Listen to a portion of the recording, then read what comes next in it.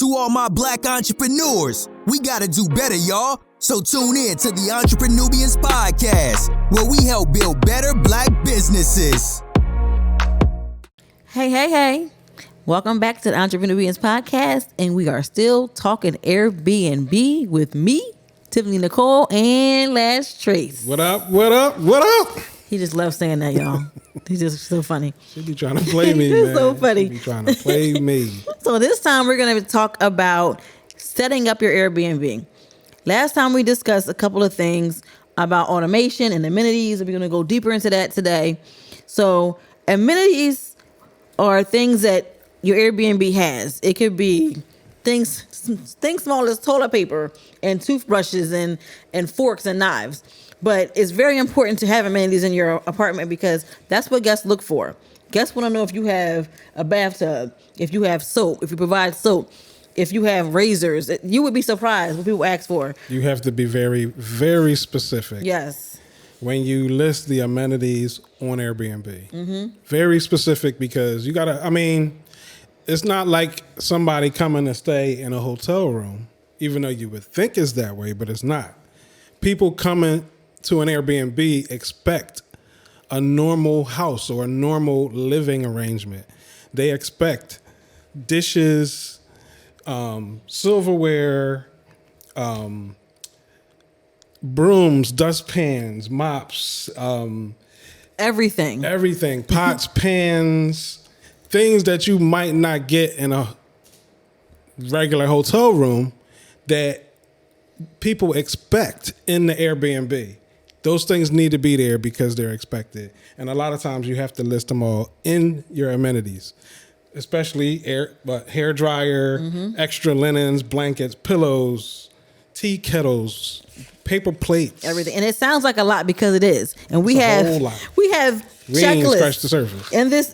I'm sorry, I didn't show you guys the book again, but the Airbnbs of Airbnbs, the ABCs of Airbnb has all the checklists that you need for all your amenities. It's broken down from the kitchen to the bedroom to the bathroom to the living area and what else? Even more. Like everything. Every single thing you need. So you have to think about it when someone comes to stay in an Airbnb, it's like them going to their friend's house, staying in their friend's apartment. And like Trey said, they want everything to be there. In our Airbnbs, we overdo it. We give you amenities you didn't even know you wanted. Yeah. We give female products and condoms and everything you can think of is in there. Hand sanitizer, everything.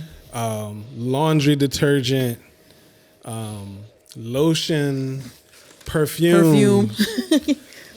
Fingernail polish. But we're going to get into that. Yeah. It's so much. It's a lot. So and I think it helps when you do it overboard because if anything ever goes wrong, they're so happy with all these extra amenities. Like whatever went wrong, they kind of like forget about it. Yeah, we always got God, we got a message. Oh my God, I can't believe y'all had coffee. I didn't think y'all were going to have coffee. And hot chocolate. Oh my God, I can't believe y'all had bubble bath in the bathroom. I didn't see bubble bath in years. Yeah, we got that. Yeah, messages, like people just love it. You got to think outside the box. You have to put in your Airbnb unit things that you don't see in somebody else's Airbnb unit.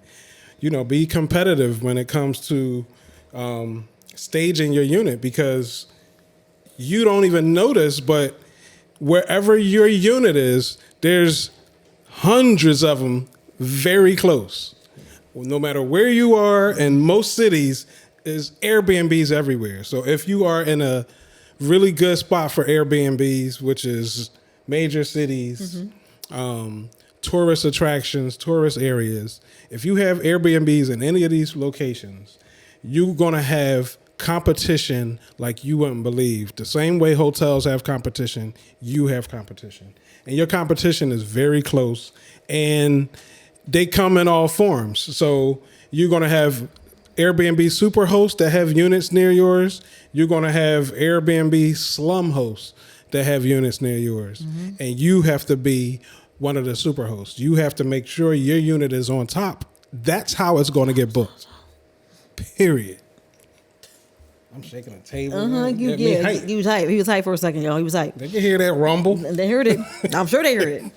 Anyway, so amenities are important. And then the next thing that's just as important as amenities is having your unit on automation. Automation makes the job so much easier. Now, please understand, when you first start, your unit will not be automated. There's no way around it. There's no way. You have to go in, set it up, and set automation into place. Yeah, and you have to set multiple things into automation. Yes. You have to, and before you can even consider automation, you have to learn how to fully operate your Airbnb unit from start to finish, from check-in to check-out, and everything between. Mm-hmm. You have to know how the entire process works even before you can automate it. Even before check-in. Yeah. Before check-in and after check-out, things have to be done. Your guests break things all the time. You need a handyman, or you got to be a handyman.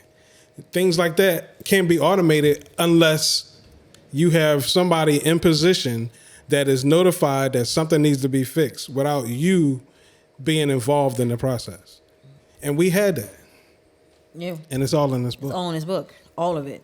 So automation includes things such as your messaging system.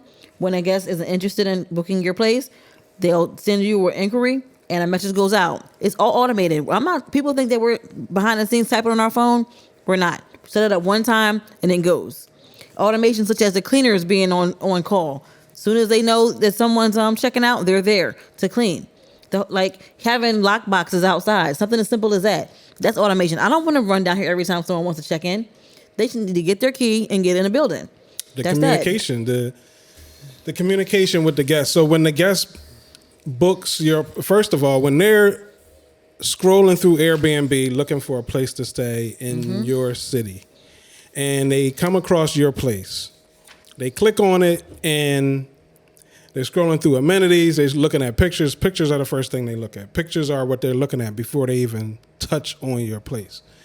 Once they land on your place and start looking and decide they want to book it, they open the lines of communication. Mm-hmm. And that's when the messaging starts between you and the guests. And if you have 5 units with 25 people inquiring about your 5 units at the same time, you are literally messaging these people all day long. This is something you have to automate because if you scale to, 100 units, 200 units, you can't keep track of all these messages. I'm telling you right now, with 2 units, you can't keep track of all the messages.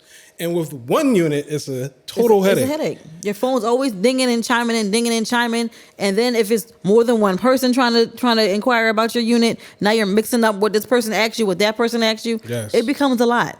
And we learned that very, very quickly. Because it's one of the first things that you need to automate. Yes. And it's not hard to do. No. And all that is, I'm banging on the table. All that is in the book.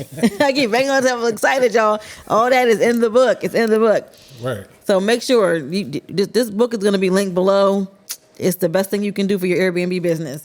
But another thing we want to touch on is the budget really quick. Because the budget is important, but everybody's budget is going to be different. And this don't have nothing to do with automation, right? Not at all. Okay. This is your budget. When you're looking for that location, the budget is included in that location. Like, can I afford this? Because you don't want to get something that all your bookings, the money is going to go to your rent. You got to have good profit margins. The point of Airbnb is to make money. Yes. The whole point. You can't be paying $2,000 a month in rent and only making $1,500 a month in bookings. Exactly. You need to find a place with very low rent, and you need to find a place that has some type of tourist attraction that will draw tourists.